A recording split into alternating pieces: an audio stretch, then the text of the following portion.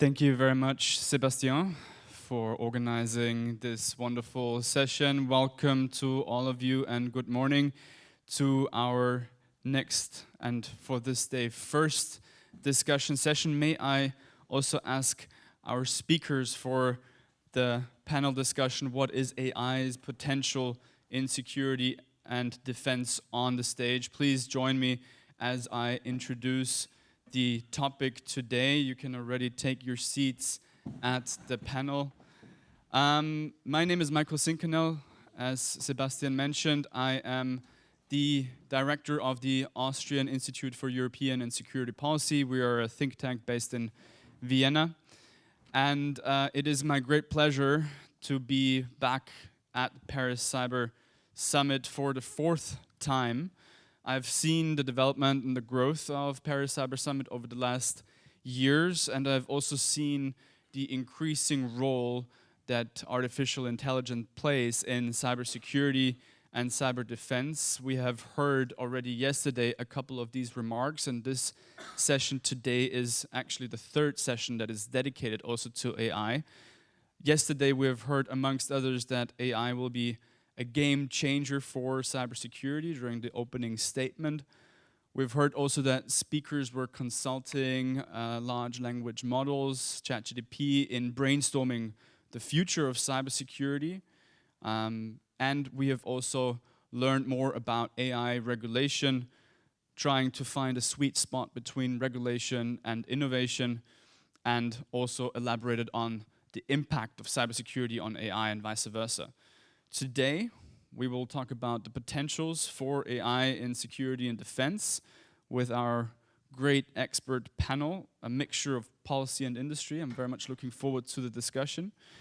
And we will try to dive into the question also what not only the potentials for AI in cyber security and cyber defense are, but also try to find some of the threats, some of the risks. So I'd like to elaborate not only on the good and the positive aspects, but also on potential threats.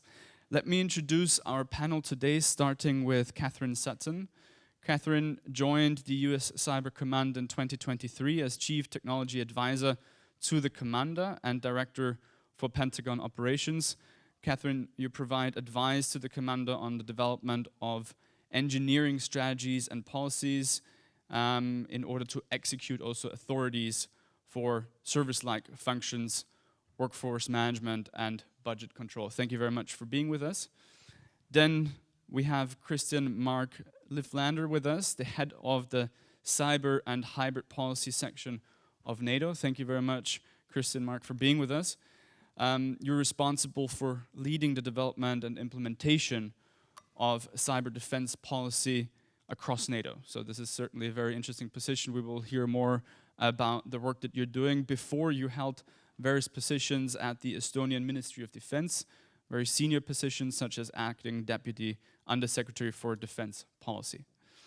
Then we have with us Éric Brier on my very right, Chief Technology Officer for Cyber Defense Solution business at the business line at Thales.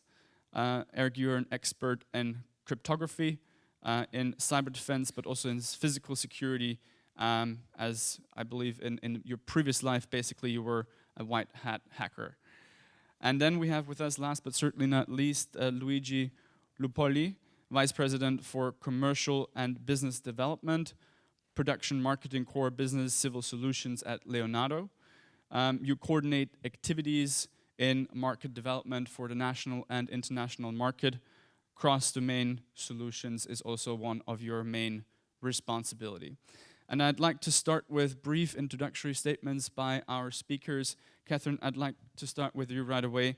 As an advisor on engineering strategies and policies, my question to you would be, first question, how to harness the potentials and the capabilities of AI most effectively, most efficiently, in your opinion? Yeah, thank you. Really excited to be here and appreciate everyone coming in this morning. There were some really great discussions yesterday, and I think a lot of those discussions actually are going to feed in well to our discussion as we think about it more from the defense perspective and from the national security perspective. Before going into some of how we're thinking about how we're going to harness AI at CyberCommand in the Department of Defense, wanted to step back and talk through a little bit about the changing strategic environment and the context of how we're approaching thinking about AI and why it's going to be particularly important for cyber security. Right now, we're in an area where the rate of change of technology continues to accelerate, which for a government bureaucracy is often a challenge to adapt to things quickly as it can be in industry. And we're also seeing the barrier of entry to be able to adopt these technologies continuing to go down. So as a result of that, we're seeing our adversaries being able to harness technology at a faster and faster pace, and we're having to look at how we can adopt that. It's no longer an environment where the biggest actor who spends the most money is going to have the technological advantage in ways that some of the United States and some of our allies have had advantage in the past with traditional hardware like planes and missiles. It's now whoever adopts technology the fastest is the important. So how are we going to do that? But how are we going to do that in a way that's responsible and that ensures that we're using the tools in the right way? So that's a lot about how we're thinking about how we're going to innovate and bring technology into the department. And we're also looking at it through the lens of our missions.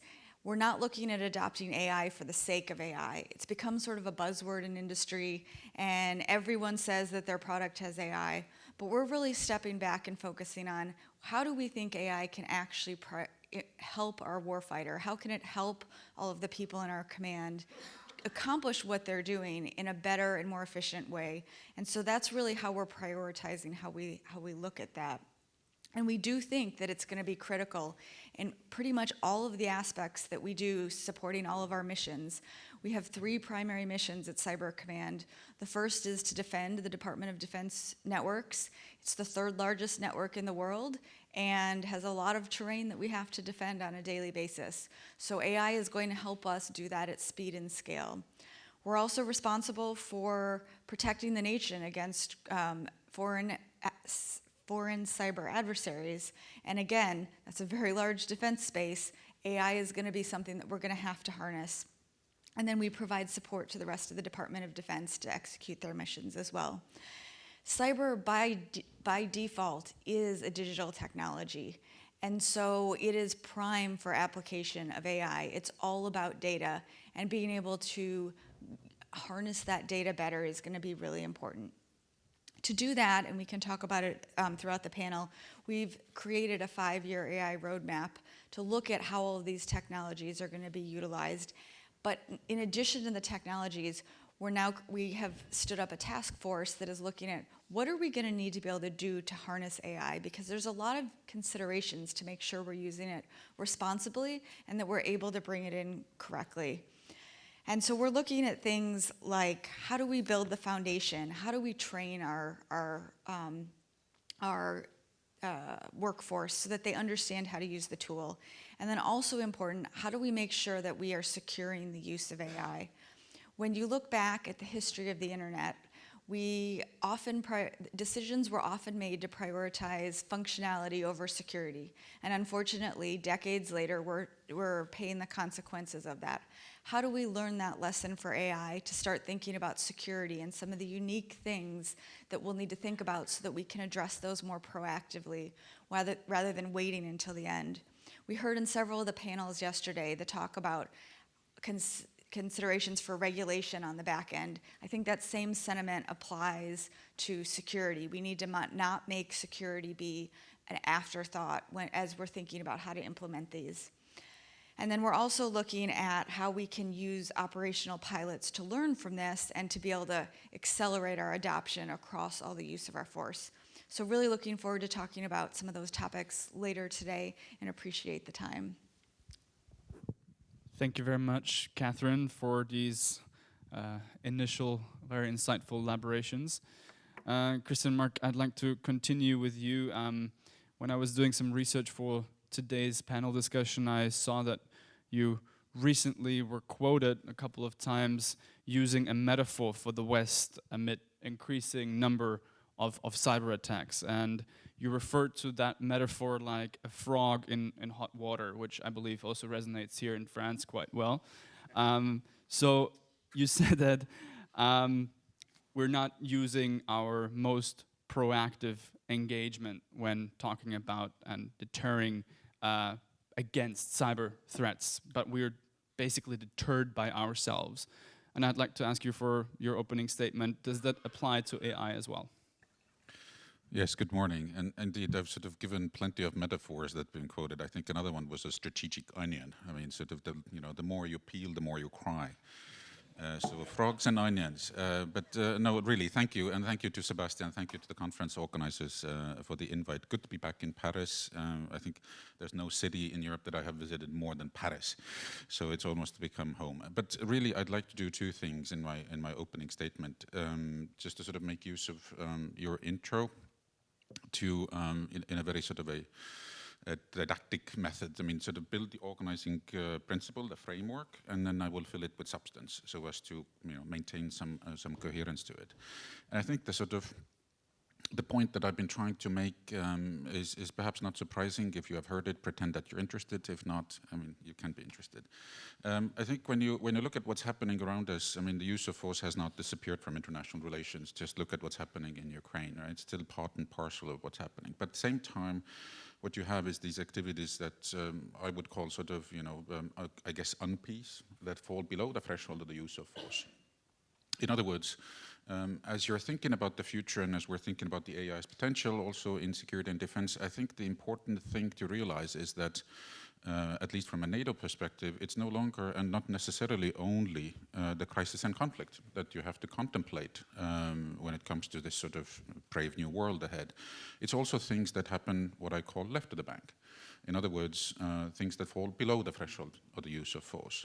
So that's why, I mean, I guess the sort of the closest term that we have invented is the strategic competition. So it's not necessarily from a military perspective a gradual progression from a peace to crisis, to conflict. I don't really think that this is a useful concept. I think we should, and that's why I really liked Senator's speech, by the way, just a minute ago. It is competition. A competition, crisis, and conflict. I think that's the sort of the new paradigm where we have to sort of think. In other words, if I would sort of put it to, sort of, long story short, absence of war is no longer peace. Right?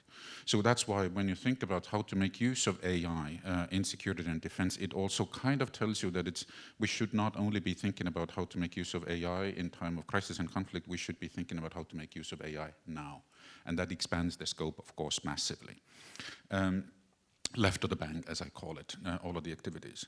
There are going to be interesting questions for all of us sort of that we have to come to grips with. And the first and foremost that I would put here is that indeed, and I agree with the previous remarks, I mean, AI is nothing special. I think it needs to be part and parcel of what we do, because fundamentally, at heart, it's about data and how to actually sort of make use of data. So here, I think when I look at the public-private partnerships, I guess our industry champions, I guess the sort of the strategic competition mindset tells you that our industry partners are our champions. So the question here is, how can we harness that sort of innovation, that sort of the power that industry brings to the game in this regard? While at the same time, I think there's going to be a second challenge, and this is, once again going back to the competition, crisis, conflict.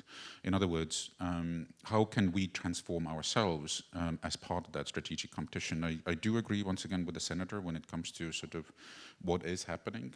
Our competitors are pouring a lot of money, a lot of resources into it. So the question is, how do we stay in a game? How do we compete in this regard?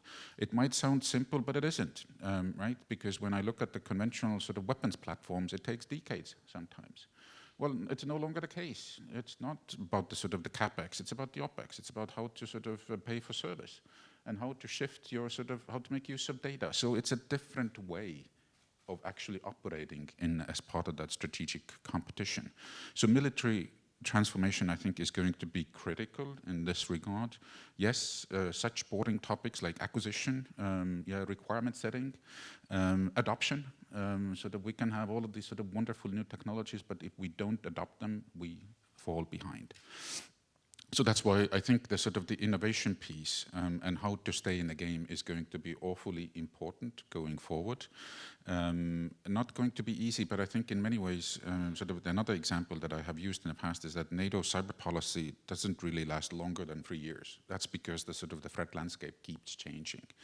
And I think when I look at that sort of transformation ahead and how to make use of the AI, either we shape it and we make use of it, or our competitors do. So that's the sort of the imperative in this game. And I think just to sort of sum it up, then to go back to the China piece that the senator was talking about as well, I'm not so sure that AI is somehow sort of an independent entity. At least we haven't had a singularity yet. So it will reflect our values. And when I look at our competitors, the way they are using the AI, it's not necessarily sort of the kind of the values that we subscribe to. So that's why, just to end this, I think a lot of that competition will focus on values. It's a values-driven competition, and that's why, to me, there is no other alternative but to grasp that AI and to shape it and to make use of it in accordance to our values. Back to you. Thank you very much. Also, thank you for pointing out the importance of industry partners in the entire process.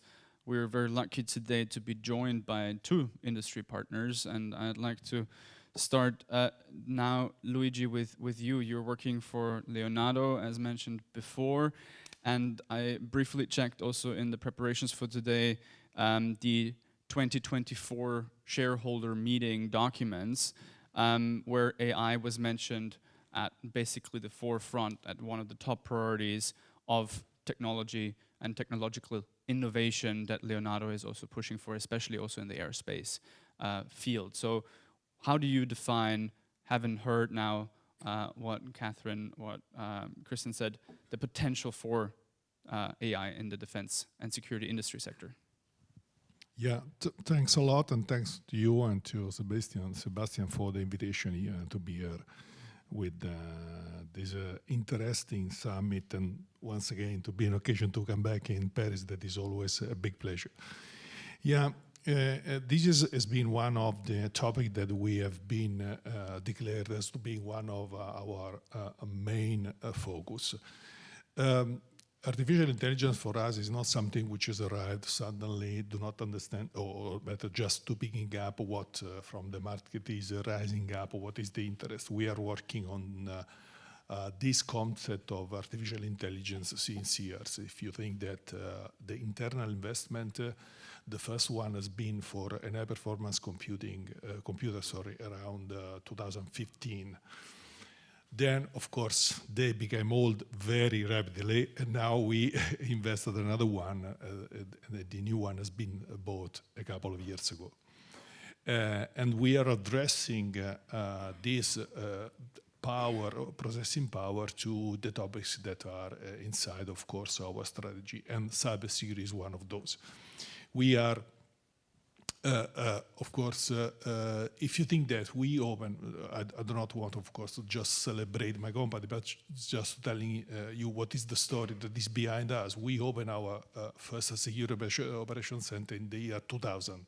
So that means that when, at that time, the name of cybersecurity was still not invented, I would say, or used. And today, yeah, with artificial intelligence is happening something similar, because maybe we are talking about artificial intelligence since 3 or 4 years, but before that we were using other words that were, in any case, telling a similar concept. So sometimes I like to do a twin between the today job we do and I don't know, the medieval time, where the people were building castles, with the high walls and water around, maybe with a frog inside. I don't know. Yeah, for sure. And the other one were building stairs. No, each of the part were building something higher. No, the walls higher to defend the castle, and the stairs with the right hook to attack. And today, there are new tools, of course, which are completely different than the past. And artificial intelligence is, from one side, is an opportunity for us to have a better tools to defend us as a company and our customers. On the other side, of course, is a threat for us. It's a big threat because the attackers are using it extensively. If you think, for example, what has been on the news about what had happened in Hampshire under the election, where a voice of Biden's been emulated with the artificial intelligence system to invite people do not vote the day after, and so on. So it seems that there is still is not unclear how much has been something illegal or not illegal. But in any case, this can give us a feeling of what is the power of these kind of tools.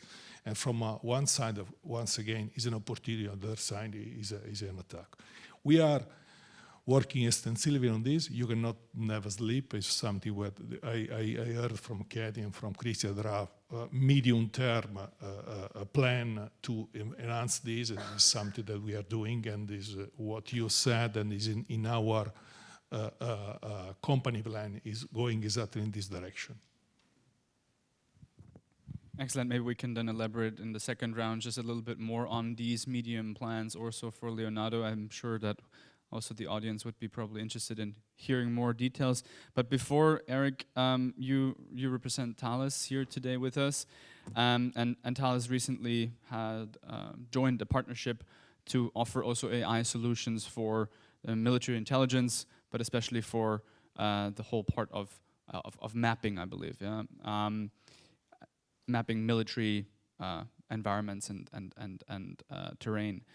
So from that current state, that current partnership, where do you see in the next 5 years, the next 5 to 10 years, if you can give us just a little bit of an outlook from your perspective, what are the key areas of innovation and AI in security and defense that you're currently working on? Thank you. So first, I would like to tell how satisfied I am, since in this event I'm hearing since yesterday all the concerns of people around cybersecurity of AI. And I think it's a key element, because AI is very different from many other technologies that have come in our landscape, because thanks to LLMs, AI is in the hands of everyone. Many people which are not techie have been trying ChatGPT or whatsoever, which has put a kind of bias even in technology departments, that you are not given the choice than saying and proving you are putting AI everywhere. So as a cybersecurity professional, I'm glad that we have this deep understanding that AI is also a threat, or better said, an asset to be protected, especially because AI, in addition to all the vulnerabilities and ways of attacking that we have in classical IT systems, AI has its own new vector of attacks. So it's definitely something we must all be working on, and our research teams are dealing with that subject for years now. So if I'm satisfied on this one, I think we have a bias because of this pressure to say we put AI in the system, and also because we have been amazed by what AI was capable of doing. The bias is, and it's in the question, we are asking ourselves, what can AI do? What I would like to hear, and as a question, and what I would like to witness us to work on, is rather take it the other way. What do we want AI to do for us? And since we are saying that AI is also an asset that will be targeted and that must be protected, we have to be wise in having a well-defined ratio between usage of AI, which will bring benefits, and unnecessary exposure. We are in the cyber part. I'd be short on that, but AI is also a huge way to have energy consumption. So it's another problem. So one more time, AI must be used wisely. And last on this, we often deal with AI as a single technology.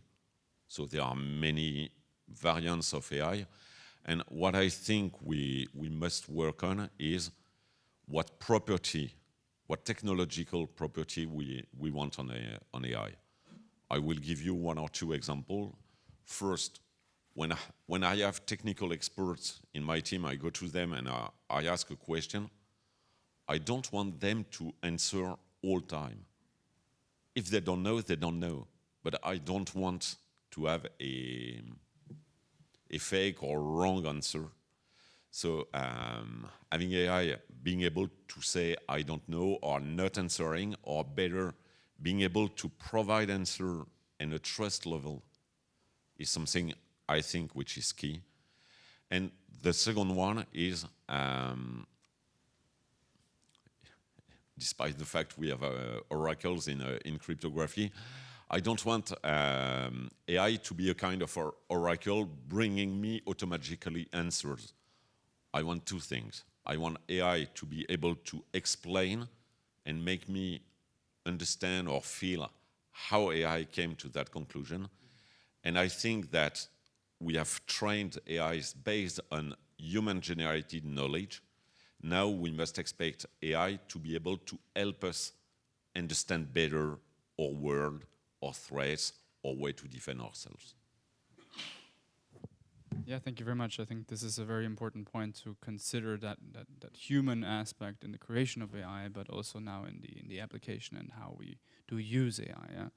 Yeah? I will ask each one of you, based on your introductory remarks, also a small, basically follow-up questions, but I'd also like to give the floor afterwards to the audience. So if you have also questions, please prepare them already mentally.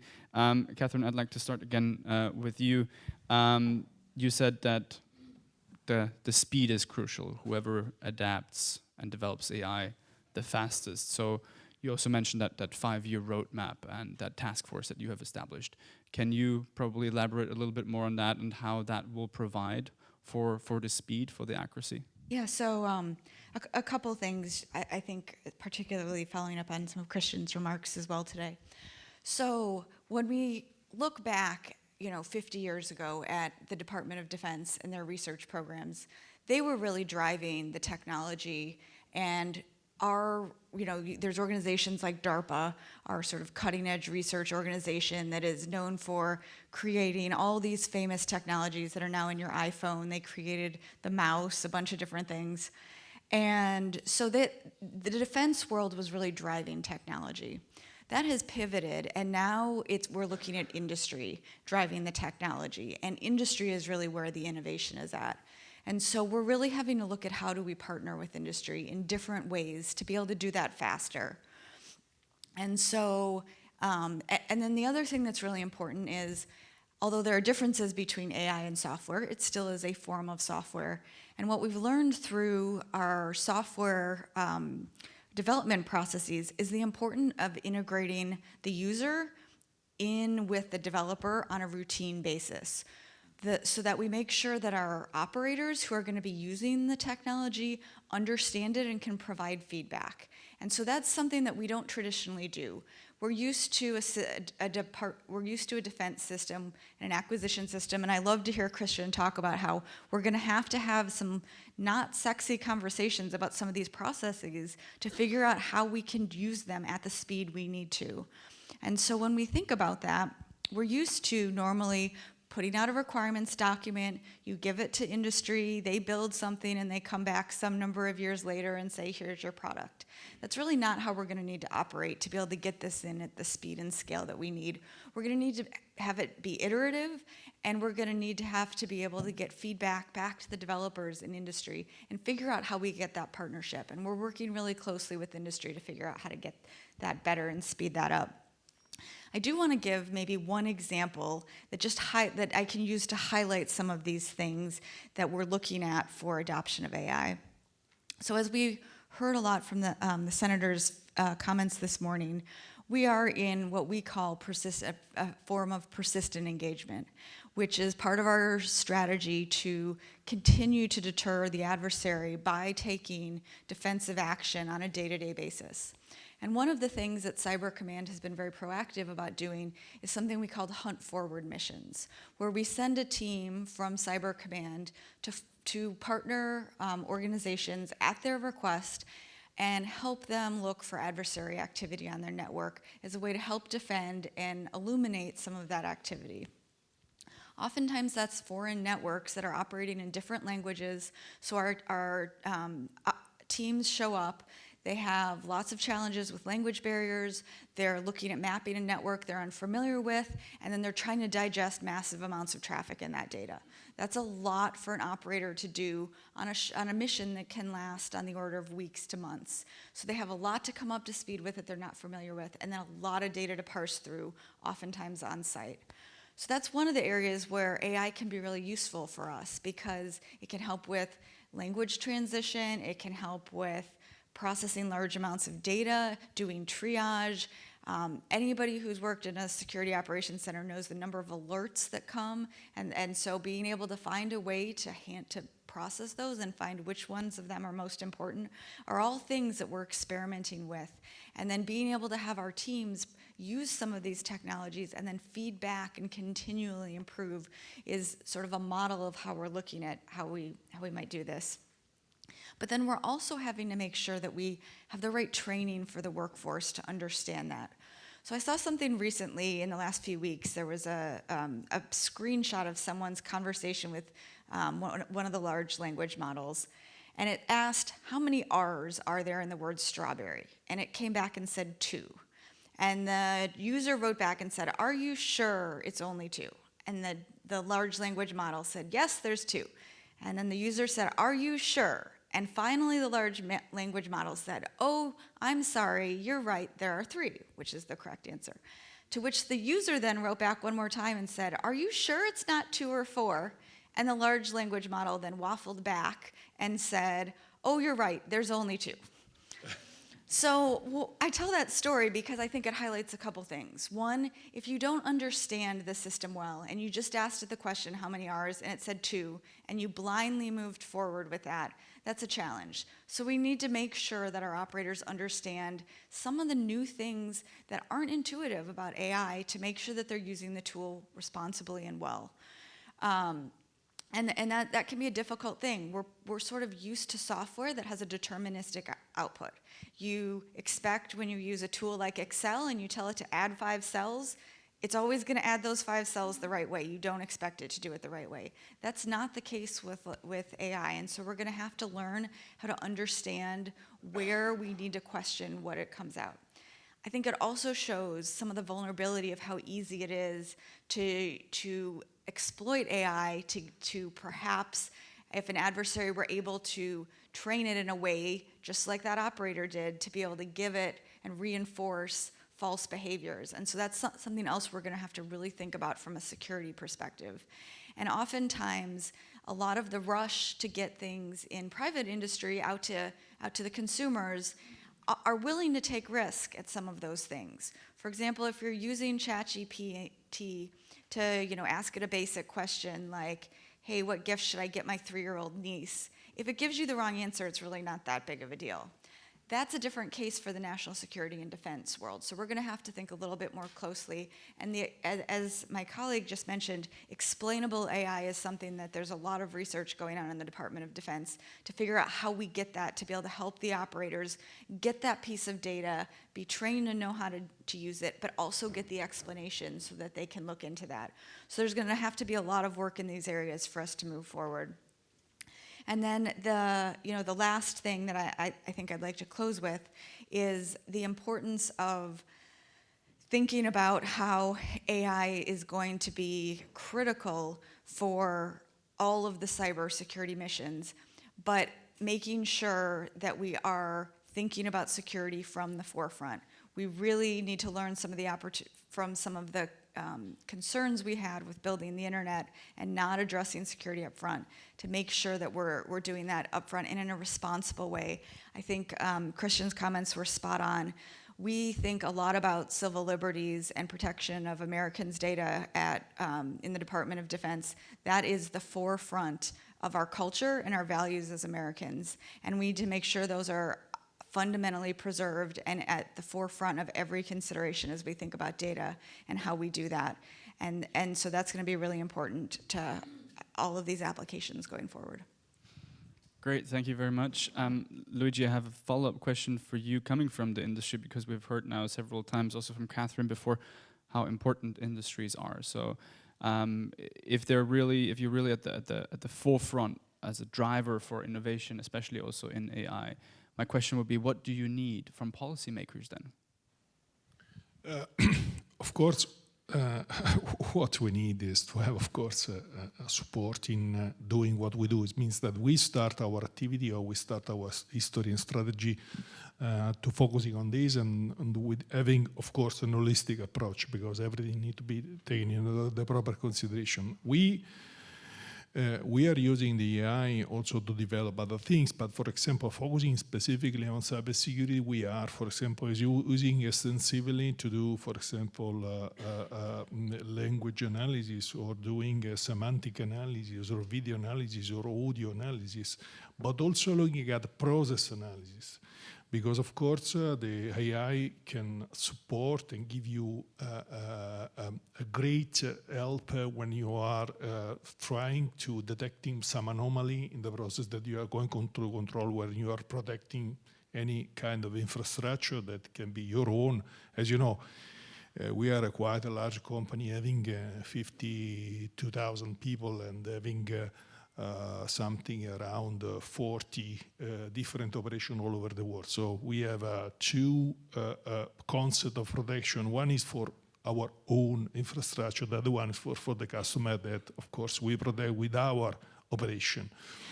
And what we usually do, we use also extensively the concept of digital twin. So digital twin, sorry.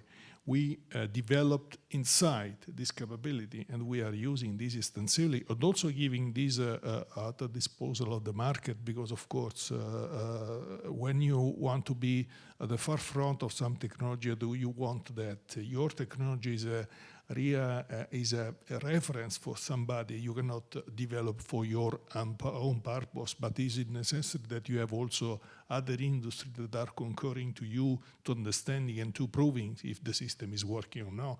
And then, of course, is also because when you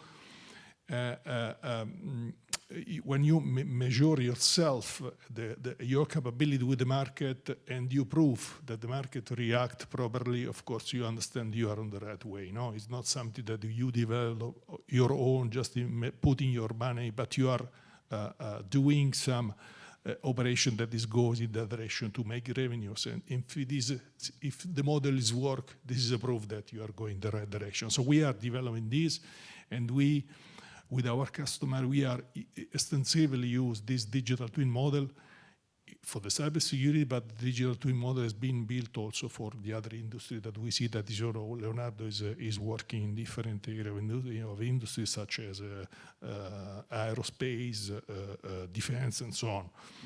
And also a lot of civil application being my direct responsibility, because Leonardo does not work only in defense, but we have a quite an interesting footprint also in civil application. So for sure is to continue to invest and to have an holistic approach. That is what we are going as a strategy, having as a strategy. Great, thank you very much.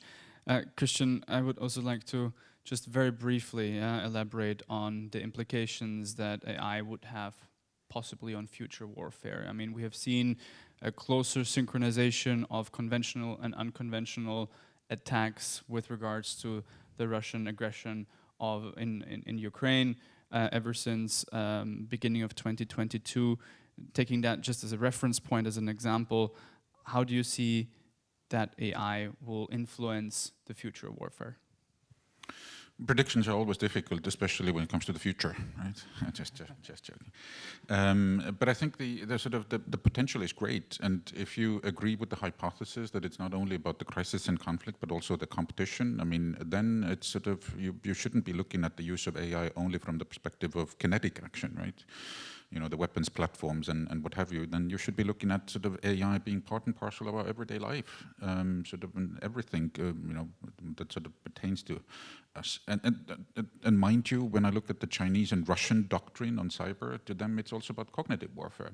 Going back to what the senator was talking about, it's a much wider aperture. It's a much sort of a different mindset, if I may say so.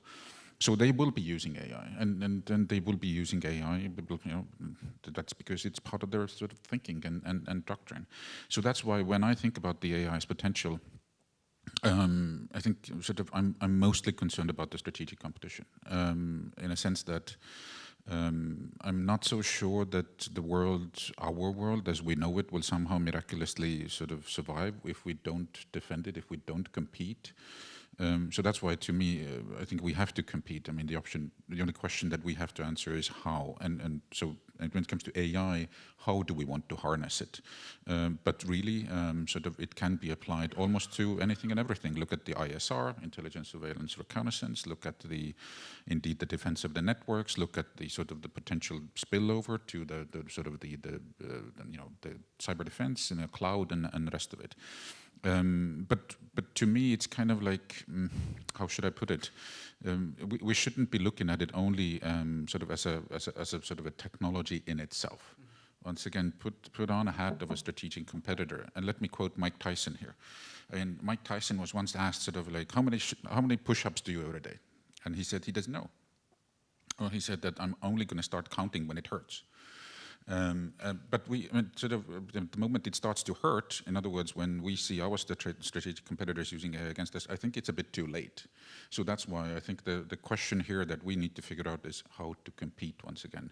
And I really liked your point about the users and developers. I think if there's one thing that I'm a bit concerned of is that, to be very honest, it's the engineers and generals. It's like cats and dogs living together and not necessarily sort of getting along. And I think we need to make that better.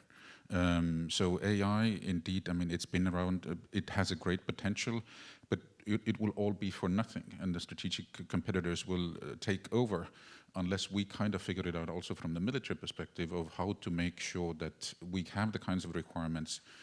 Well, we have a risk, a posture in a sense that we need to sort of give up on this sort of fantasy that we can defend everything everywhere all at once. We can't. It is about the partnerships. It is about sort of figuring out what kind of a risk we are willing to take. All right. Now you have not only the onions and the frogs, but also Mike Tyson. That will certainly be a very suitable combination for new quotes. I would like Éric to also ask a similar question to you. Now, towards the end of our discussion, we've heard about values. We've heard about also AI as a threat. I think you mentioned the threat aspect even before you went into the potentials, which I found also quite telling. From your perspective, what are the most important threats, given your expertise in the whole field of cybersecurity, of hacking, of cryptography in the past? So it's a difficult one because there are so many. I would say that the very first threat is not AI engines themselves, but the fact that AI is highly demanding in terms of data, which will lead many companies or administration or whatever to still go further into putting together a lot of valuable data at one place, making hackers' life easier. And the second one is that, for sure, hackers could violate confidentiality, so steal and obtain the data, but to make it unreliable, sorry. So it starts at the very beginning of data gathering to make sure we protect them, and we protect them against modification, alteration. The second one is that one of the promise of AI is that it's a system that can learn before and learn while being operated. I think we have to be very, very careful about letting a system operational learning, because you don't master the inputs, the prompts. You can read papers where it's something much finer than just asking the question so many times, answer change, but introducing slight deviations. Then you have very surprising ways to have an AI completely analyze wrong the situation. I'm sure you've seen that with people wearing patterns on their shirt or whatever, and not recognized as a human being, which for civilian defense is a problem. You've seen those with strange drawings on stop signs, which makes autonomous car AIs not understanding that there is a need to stop. In defense, AI is a very valuable add-on to sensors, meaning that you will base your strategic decision on the knowledge that AI can have contributed to make. So it's very important to be able to tell whether or not it can be fooled by the adversary, sometimes using stuff in real life. So we have a continuum of threats in the digital, but in the physical world. That's a bit off topic, your question, but there is one aspect of AI I wanted to discuss with you today, because we are one day to the 80th anniversary of D-Day, and while driving for the event, which was a bad idea, there was a former French soldier, now in history, and he was saying that one of the challenges of D-Day was to synchronize the various countries coming to support France in that critical day. We are 80 years later, and making systems collaborate when we have to, as allies, defend our democracies is a challenge. We progressed a lot, and the cyber part of it has been a contribution, because we introduced data-centric security, zero trust, helping us as allies to collaborate. But we have different countries that need to collaborate, and that's well understood, but that will never share 100% of their knowledge. When you put that in perspective of AI, I think in the future we will have to train together AIs, so we can do it, but each one removing part of the valuable data we can put it. Or we can go into even more sophisticated stuff like federated learning, which are clever ways, so that I can put my data, you can put your data, I won't have knowledge and you won't, but at the end we can have a common model taking benefits of all our knowledge. So I think it's, you were asking for support I think that supporting federated learning and making sure we can have all the benefits of AI, and we will need them surely in the future, it's, I think, critical. Yeah, thank you very much for also sharing these thoughts on how to harness that sort of information sharing and that support more. We have now some time left on our schedule for one round of questions. I see a question here and there, yeah. So we will collect both questions. Please be as brief as possible. Thank you. Brief, okay. Okay, Sandro Geigen from Monarch. 2 quick questions. The one is, there's a lot of research at the moment going on that the AI models that we're using have grown up in consumer electronics, and there's an iterative loop in development with the algorithm between the training data and the algorithm. So if we're adopting these from AIs that have grown up in consumer electronics into defense products, you essentially have sometimes the teenager with a mindset of growing up in Reddit, inside a tank or inside a fighter jet, and this is a problem that's not well understood. So question number 1 is, do the defense institutions need to put 5 to 8 billion investment into developing their own AI instead of trying to customize one from consumer electronics? And the second one is connected to that. I think the panel is wrong, because honestly, sorry to say, but the defense industry dinosaurs have not been great at innovation the last 15 years. So what we read about you in cybersecurity is mostly how you're being hacked, but not how you've been developing great new products. And I think that's sad, because of course our politicians want the defense industry to be strong in these innovative fields, but when you're sitting in the boards of the defense companies, then you know that each tank or each radar or battleship is already a lot more profit than any cyber division could cough up in an entire year. So the premise of the board is always on the tank, on the heavy metal products. Thank you. Not so much on innovation. Can I take the second question very briefly, and then we have one last round of answering the questions because we're a little bit under time pressure. Thank you. Hello, I find the panel very interesting, so thanks for speakers and moderator.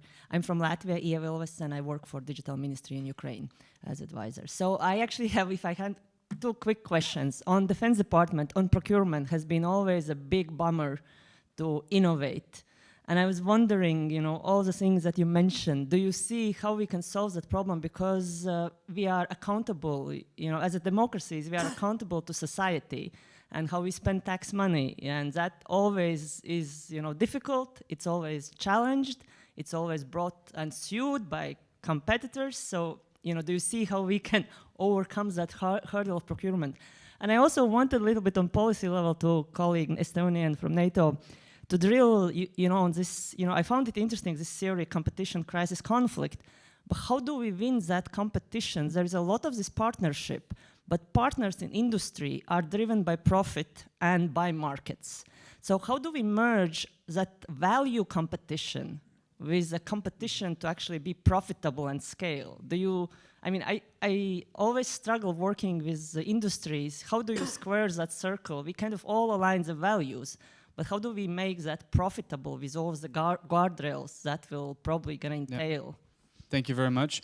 We'll take a very short and productive round of last statements and also referring to the questions. I think, Luigi, please start. Yeah, maybe I just can reply to the model that maybe the panel, you think this is not exactly correct with the right people. So I like just to tell you that what we do for cybersecurity is not restricted only to the defense market, but majority of our customers are in the professional arena. That means oil and gas, energy industries, space, European Commission, European entities, and so on. So that means that while we are working extensively, of course, also with defense, but we have a very long experience also in the professional field, also with the customer, for example, in telecommunication and banks and so on. And there was another point, very, very fast, regarding the okay, okay. This was the point. Okay. Thanks. Okay, thank you very much. Maybe I can quickly answer to the question about designing new models or taking the ones that are already existing developed by teenagers, maybe not only teenagers, but what we said already is we will not just put AI and have AI replacing the professional, the soldiers. It's considered as a help, and as we discussed, we must know the capacity and the limits. So as long as we don't have AIs deciding alone to shoot a missile, I'm fine in having AIs trained by other purposes, then tuned, retrained for specific purpose, as long as we have the right chain of control and consider it as a help and not a decision-making instead of human beings. Mm-hmm. Yeah.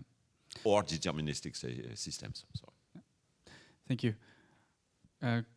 Would you like also, Christian-Marc, very briefly answering some questions, very brief closing remarks? We have 3 minutes left. Teenager in a tank, Sandro. I don't really think that there's going to be a military AI, to be very honest. I think the question here is, once again, going back to the engineers and generals. Cats and dogs living together. I think we need to get better at this, because that's where the competitive advantage is, the industry side. And so that's why, to me, I mean, I'd rather sort of make use of that competitive advantage that we have in the situation rather than sort of create something, separate. Easier said than done. And when it comes to the procurement accountability, the biggest concern that allies report to us is legislation. The legislation reflects old times. And unfortunately, and this is what I've been telling to the MPs and legislators, listen, you have to enable ministers of defense, ministers of development, etc., to compete. Because if you have the old frameworks, the old acquisition models, etc., it's impossible. It's just not going to work. And there are interesting national sort of best practice in the US, in DoD in particular, where it's it is possible to do quick, rapid prototyping and to sort of shift into a quick adoption. So it's not impossible, but I think what it asks of us is to put on this hat of a competition instead of living in a time of peace. It ain't so anymore. So my concern here actually is our legislators, because that sort of sets the framework for us, right? What is okay and what is not okay. Rules of the road. This comes from our parliaments. They need to wake up as well, because if they don't, well, it's all kind of interesting, but then we're not competing. Yeah. Thanks a lot. So, Christine, you had the first word, now you have the last, please. So just a couple of questions, and actually I think it's perfect that your two questions are actually quite related. Before I came to CyberCommand, I actually was staff in the United States Congress in both the Senate and House, and there's a lot of conversation in the United States going on about this and how we're going to get acquisition fixed, and how to make it move faster. The bottom line answer is the way we bought an aircraft carrier and the ecosystem to build an aircraft carrier is not how we're going to win with AI.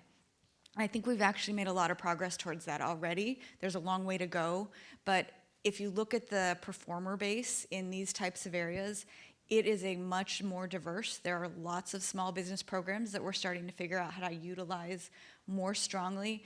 And so a lot of the performers that are actually winning contracts and doing work for the Department of Defense in some of the areas of cyber and AI are not the traditional defense performers that you think of. And so there's a large ecosystem. There's a lot of things that we're working through with, for example, using other transaction authorities. It's a sort of a unique acquisition term, consortiums, as ways to get the barrier to entry in lower for some of these small defense or some of these small companies whose honestly their business model is for a commercial marketplace. Yet we're gonna need to be able to buy that technology. And 5-10 years ago, those small Silicon Valley companies honestly had no interest in doing business with the Department of Defense because they would show up and they would find out that it was going to be probably years before they got a contract, and they would have to have a whole team that understood the process of how to bid and go through the selection process. So we've got to solve that problem and make it easier. There's organizations we've stood up like the Defense Innovation Unit that's trying to make that easier to be the bridge between industry and the department. DARPA's got a lot of unique things. CyberCommand and DARPA recently announced a partnership where we are working together to be able to take some of their S&T programs that are done by some very non-traditional performers and transition them more quickly using a consortium approach into CyberCommand. It's just started. We just have the first 1 or 2 under contract, but we're making progress. And I think a lot of these are going to be pilots. And we see our role at CyberCommand as the technology fire starter for the department. How are we going to prove all these things and be able to bring capabilities in faster from different places that we didn't use? Because we don't have the monopoly on innovation. We are going to have to figure out how to bring it from the commercial industry in ways that we did not do it before when we were buying aircraft carriers. And so there is a lot of work. There's a lot of work to go. And there's definitely legislation changes that are going to be needed over time.